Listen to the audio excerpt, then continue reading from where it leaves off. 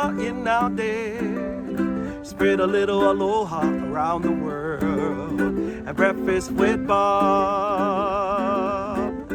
Thank you, Poncho Man. Welcome back to Breakfast with Bob, our Nice World Championship edition. My name is Bob Babbitt, brought to you by Master Spas, SFuels Go Longer, HOKA, Fly Human Fly, Deboer Wetsuits, Quintana, and of course, our Challenged Athletes Foundation. Our next guest, 2022 Ironman World Champion, Chelsea Sodaro, joins us. I bet that never gets old. How you doing, Chelsea?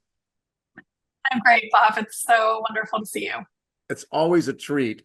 And one of the reasons I love your story so much is all my years at Competitor Magazine, the number of women who were runners and ended up getting burnt out, stress fractures, coaches overworking them, and they ended up leaving the sport, and they didn't have that second career that you have had as a triathlete.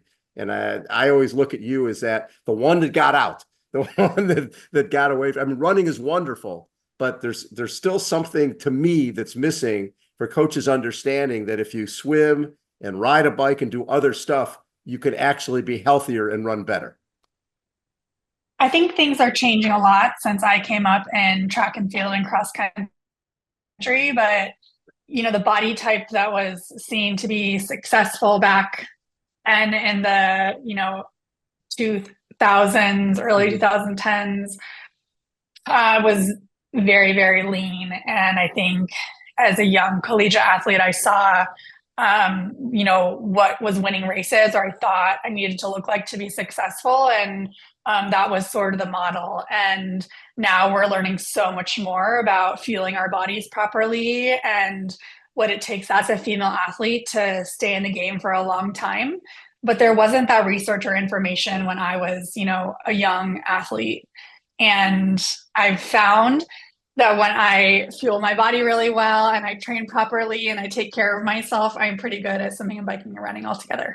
What I've seen, I've been covering Foot Locker cross country here in San Diego since 85, right? So going back a lot of years. And like you mentioned, over the years, the women got skinnier and skinnier and skinnier. And what I've seen in the last few years is going the other way, where women are looking athletic. They're looking less like they've been on a starvation diet. So I think you're right. I think things have hopefully turned the corner a little bit, and women are understanding that it's your body is what works for you. That's what matters. And if you're getting stress fractures, you're not doing something right. There's something that's going on. Yeah, and I think that the research just wasn't there when I was growing up. And now we have organizations like Stanford Faster with Dr. Emily Krause and Megan Roche, who's based here out of college as a PhD, MD coach of runners. And she's doing a ton of research into how we should take care of ourselves. So I'm really excited for this next generation and what can be possible when they get in endurance sports when they're 12 or 13 or 14, and they take really good care of themselves and fuel their bodies properly and go through all of the natural hormonal changes that come with being a woman. And then when they're still in the game in their mid-30s, they're going to be like crushing all of the things that my generation has done. Well, and also realizing you can have it all. You can be a mom and you can be an athlete. And we're seeing that in the Paralympics. We saw it in the Olympics. We obviously have seen it with you and so many other moms, Nicola Spirig going back a number of years.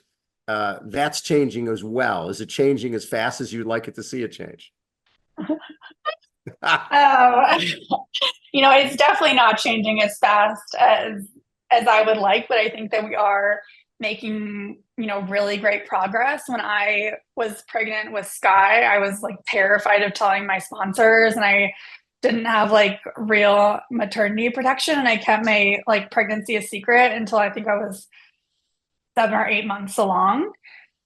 And now pretty much all of my contracts have maternity protection in them. And I don't think that that's industry standard. I think it's something that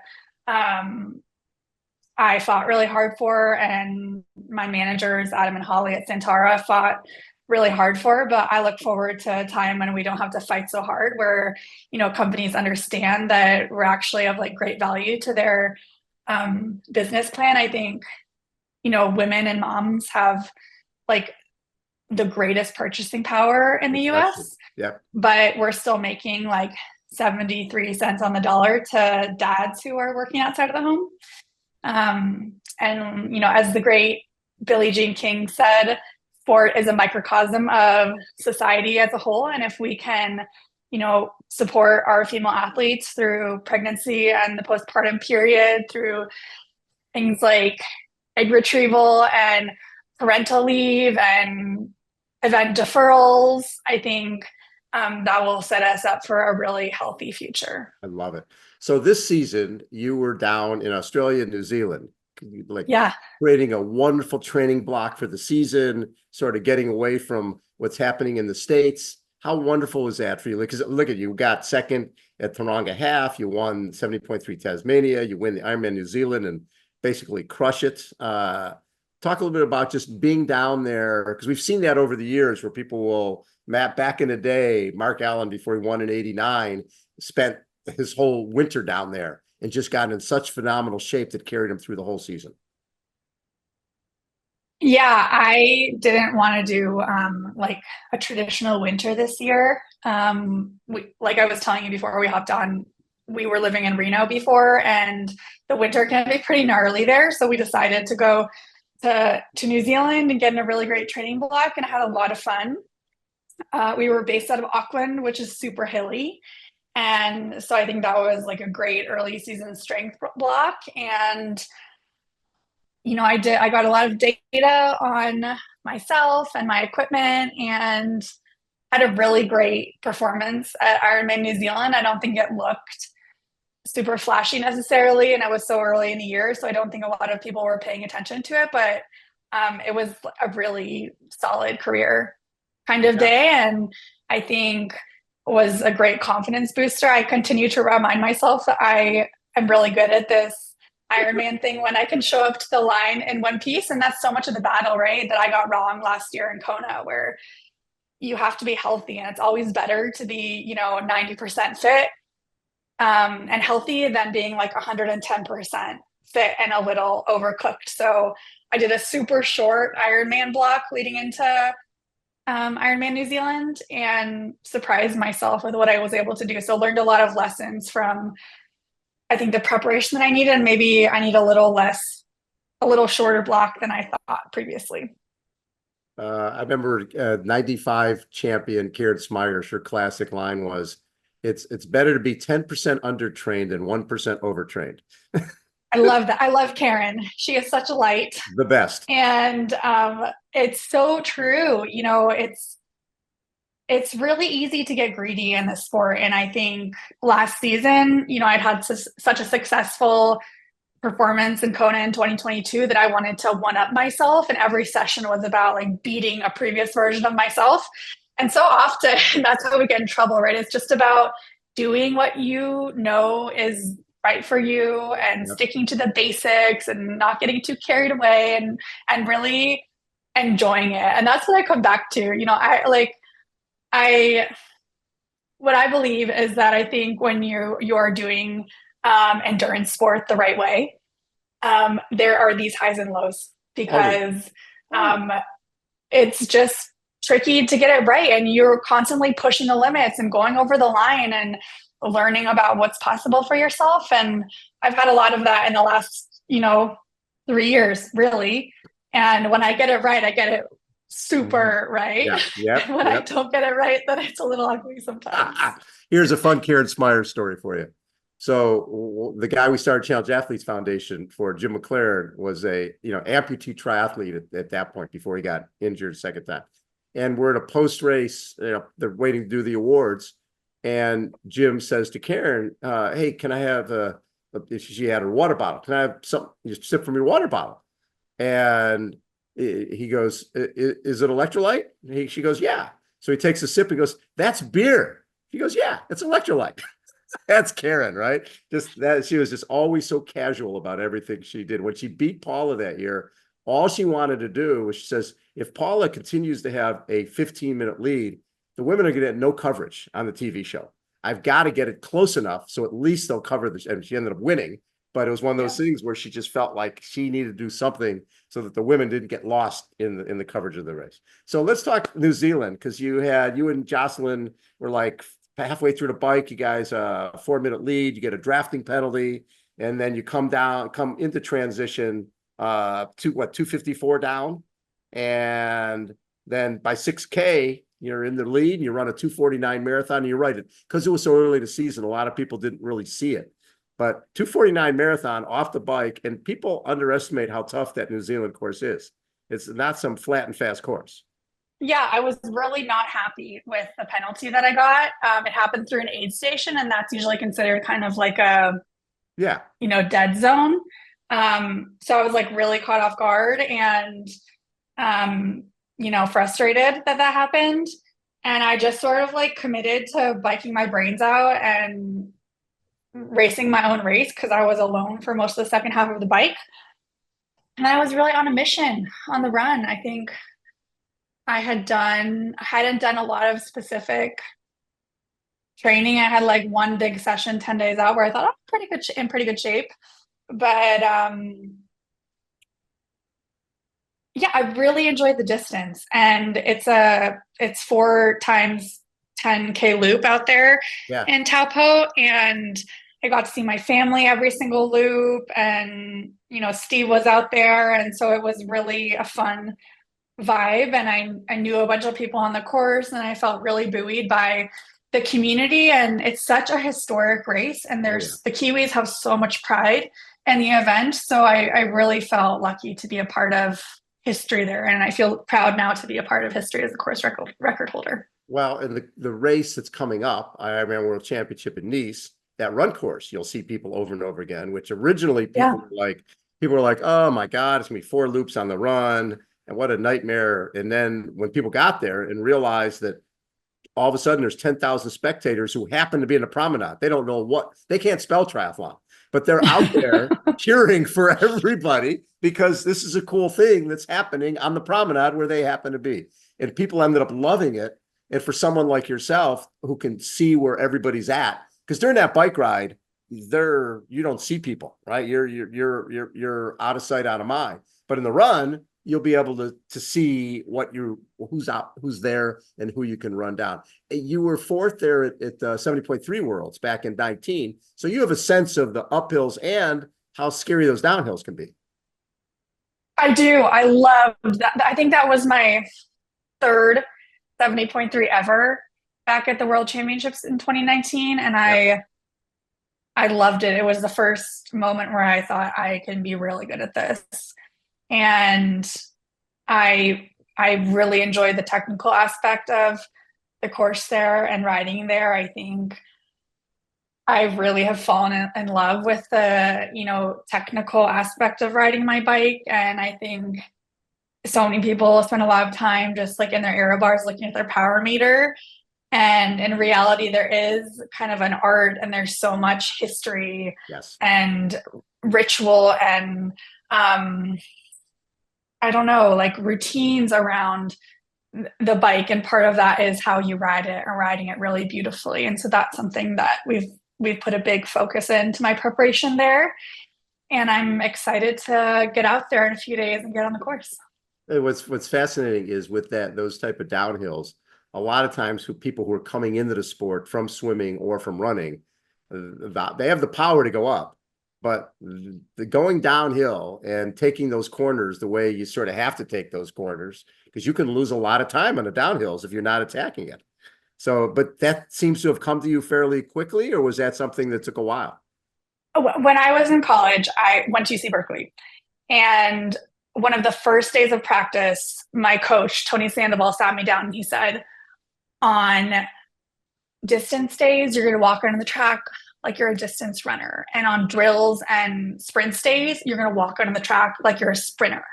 And you're going to be a sprinter for that day. Yeah. And I think that I've done a good job of transferring that mentality over to triathlon. And I'm not a world-class swimmer, and I'm not a pro tour level cyclist necessarily, but I really do enjoy the like art and technique of these sports that I've picked up a little bit later in life. And I've had the opportunity to work with some amazing people who have like nurtured that love for the bike and Yeah. the technical aspect. And it's been a really fun project to prepare for. Good for you. So this obviously last year, I mean, this year you've been, with London. Anytime you're doing those T100 races, that's a world championship race in terms of the depth of the field everywhere you go. Yeah. So you can't look at eighth at a T100 and go, oh, I had a bad day, because you've got the 7 people in front of you are the very best in the world, and then the people behind you the same way. But do you go into those races thinking, okay, I'm here to win these races? Because it's hard to balance. I'm going to win this, and I'm going to go win Nice, and then I'm going to go win 70.3 Worlds. How do you look at your season and say, what do I do? What do I focus on? I think I've always been really honest that the Ironman World Championships is my North Star driving Yes. every season, and all of the other races, including, my New Zealand, Australia tour. And the T100 is really a vehicle to prepare me for the World Championships. Yep. I made a Speedway. lot of changes before London. I changed coaches. We moved to Colorado, and I made a big sponsor change. So that was a lot to handle. Yep.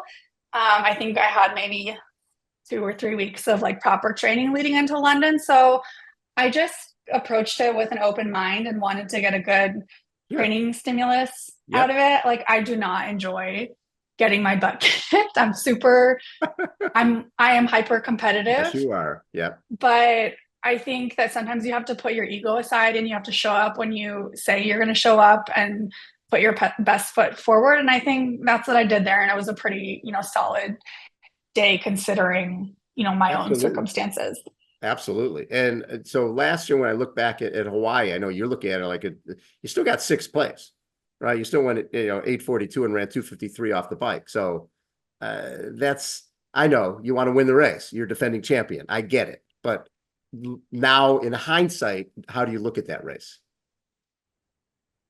I really reflect on that race with a lot of pride, and I think it was career defining for me in a lot of ways. It's really easy to work super hard out there when things are going well for you, like they were in 2022. But last year, like the circumstances were not in my favor, and I didn't show up to the line healthy. And I think that if I can pull off 6 at the World Championships on one of my worst days ever, then that's, a pretty admirable performance. We all have stories that we bring to these races, and preparation is never perfect. And I think that if you were to talk to every athlete, especially, like the ones at the very top, they all have like a crazy story of how they got to the starting and finish line.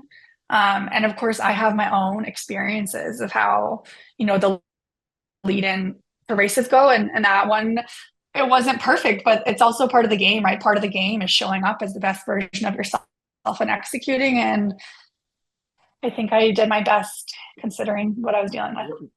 What do you gain from that helps you with Nice?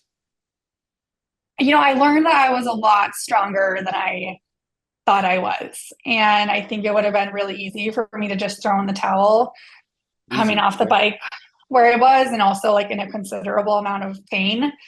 But I just like committed to taking it 1 mile at a time. And that's what Ironman racing is all about. There are highs and lows in every single race for every single person. And it's all about staying as positive as you can in those low moments and really embracing the moments where you feel good, and anything can happen out there. I think I came off the bike in like 20th or 22nd or something, and ran my way up into 6th. 6th. And I wasn't thinking about like, at that point coming off the bike, I wasn't thinking about like competing. I was just thinking about surviving and putting one foot in front of the other. And then I started to sniff what was in front of me, and found motivation in that. And I have never fought so hard for 6th place in my entire life. I buried myself for that finish. And I was actually like very sick for a couple weeks after that race, because I think I like poured so much out on to the course. But there is a lot more inside of us that I think we realize. And like when you can find that strength, it's really empowering. Well, it's always interesting to me because I remember Jan Frodeno won Ironman World Championship 2 years in a row. And one year looked like he was struggling, and the other year looked like he was, relaxed the whole time. He dominated. And he said that year he was thinking about dropping out 14 times. Yeah. It's like, because we can't see what's going on inside. And you could look at your Ironman win in 2022 and then what you did in 2023. And, they're totally different races. And one potentially seemed easier than the other, but there's this satisfaction that comes through with having to gut it out, to having to, not drop out, because usually the condo is right there.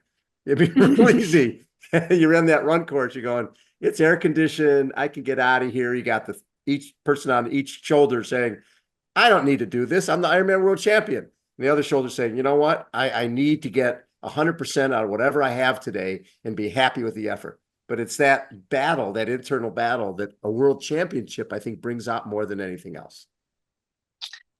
Absolutely. And I also have such incredible support. I must have seen Steve out on the course.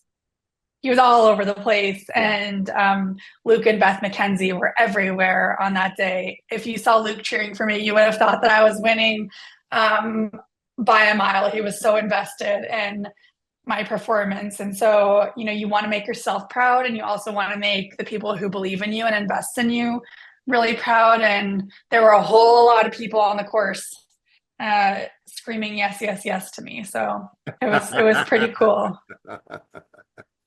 Do you hear it all, or have you heard it all from some of your running buddies at Berkeley, or just from the running days, who have wondered about, hey, what about this transition to triathlon? Does it make sense? Because because of all the injuries, you were swimming and riding, and then watching Gwen Jorgensen win the Olympics. And I know Steve was like, you should give this a try. That's sort of a fairy tale story. You're talking about an athletic career that's already sort of run the gamut. Then it's, well, why don't I start this new career? Do you ever look back on that and go, it's amazing where I am right now, considering where I was?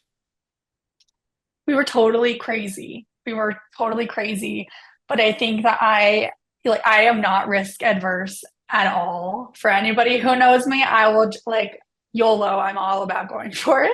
Yeah. And luckily Steve is a little more calculated than me sometimes. So we have a good balance there. Yeah. But there have been quite a few times where we have just gone all in and kind of blown up our life and just believed. And that's worked out really, really well for us. And we have such a beautiful life, and we're so supported. And Steve is home now with Sky full time, supporting me in my career. And so triathlon has given our family a lot. Well, and you think about it, your first try was in 2017. That's not that long ago for you to do your first try. And early on, you're doing the World Cup Series. You're a Powegian living down here in San Diego and not really knowing where things were going to go. And you were having success, World Cup podiums. And then did you get the feeling, though, that the longer distance is going to be better for me? I have the great gift of perspective after having a career in professional running. Yeah. And kind of learning from my mistakes and learning what I don't want. And I am so driven by joy now and the people who I'm surrounded by. I want to be working with people who, share my values and who want to give back to the sport and who care about women's sport and who care about equity. And, I'm in the incredibly privileged position now to work with people like that. And, that's why I started working with Neil Henderson, and I have incredible support here in Colorado. And I'm married to somebody who is the ultimate champion of female athletes. So I don't know if I answered your question, yes. But I think, when I was running, I was so driven by, how things, are always done, and the status quo of how professional running is kind of supposed to look like, and it didn't work very well for me.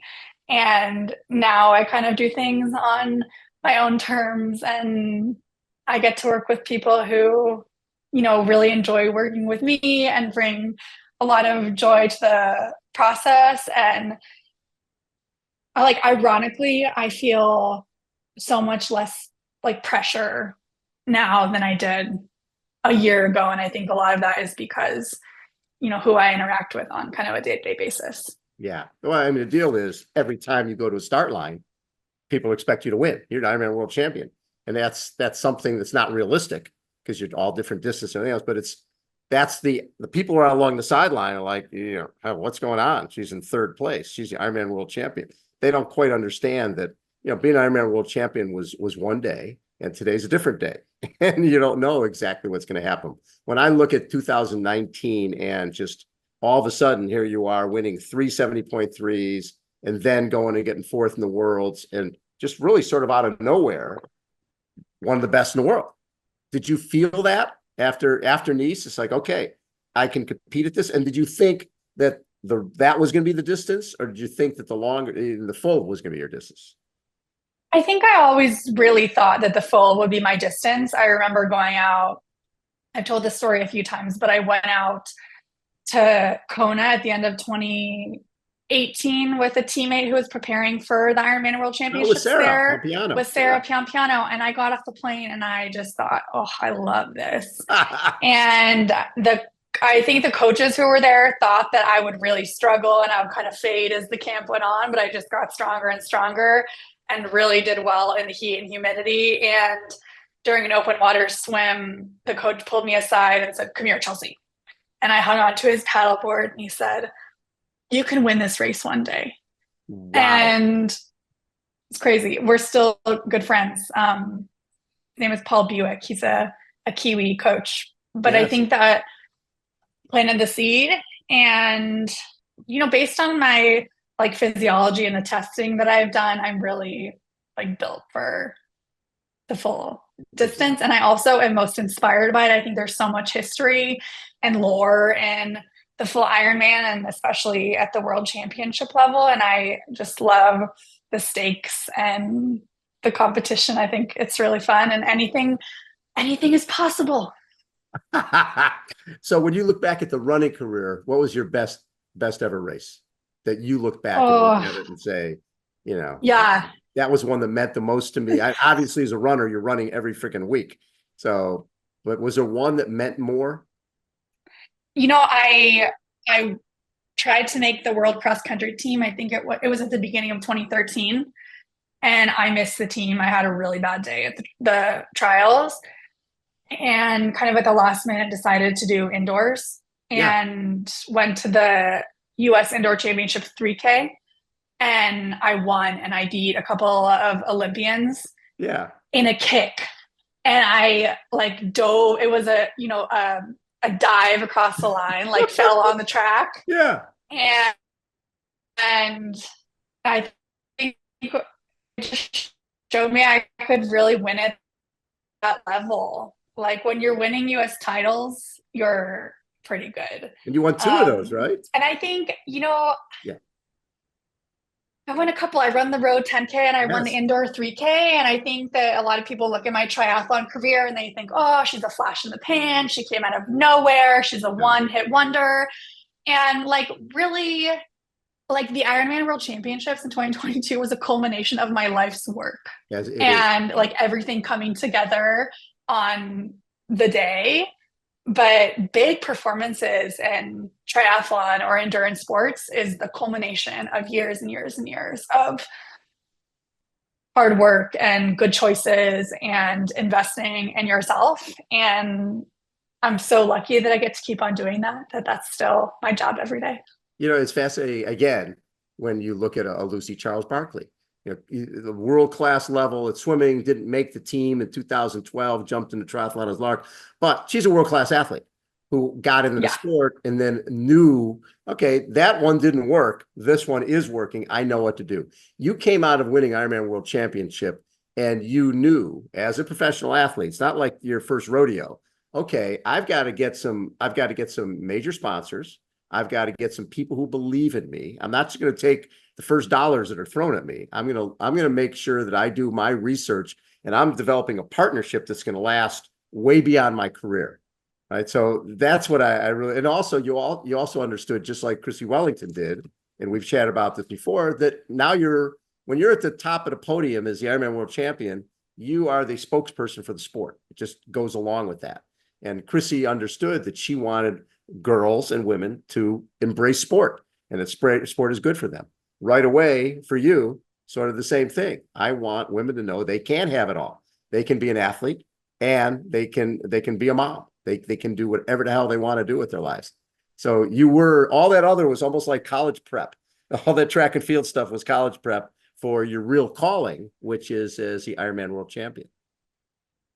Yeah, I think that, I'm deeply competitive, and anybody knows me that, they know that I'm meticulous in my preparation, and I'm super obsessive about all of the things that go into getting ready for a big day, but I also care about what I leave behind. And I think that, I hope I'm competing for another 4 or 5 years, but at some point, I will move on, and there will be another generation pursuing the sport at the highest level. And I want it to be inclusive and welcoming and good for them in a way that maybe I didn't experience when I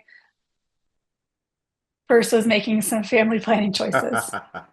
So if you win your second Ironman World Championship title, what would that mean to you? Kona was set when I won Kona in 2022. It was such a surprise, and I really just executed my day. So the performance wasn't a surprise, but I didn't ever do the math and add up what that would mean if I executed my day. And it turns out, like, when I executed my day, that was winning. and so I think I took myself by surprise. I know I took a lot of other people by surprise to win when I, deliberately planned for it and trained for that would mean a lot. And it would be very exciting. And I think it's the best way to say thank you to the people who support me every day. But also, like, I just want to have a really great time out there. And I want to see what I can do. And, I can't control what other people do. Exactly. And I will do my best, and we'll see where that lands me. Thank you for always being so generous with your time. Our Tri Club of San Diego folks are always like, when's Chelsea coming back? When's Chelsea coming back? Anytime. they just loved having you. It was really fun. Actually, I just did an interview with one of our CAF athletes for the Rocky Mountain Triathlon Club. So we might meet. Cool. That would be really fun. I would love that. I'll meet you in Colorado, and we'll do a Q&A for those guys after you go win Nice, and then we'll during the off season we'll have time to do that. I love it. Let's do it. Chelsea, you are the best. Thank you so much for always taking time. Give my best to Steve and Sky. Thanks, Bob. So great to see you. Chelsea Sodaro has been our guest again. Breakfast with Bob, our Ironman Nice World Championship edition. Thanks, everybody, for tuning in. We'll catch you next time. See ya.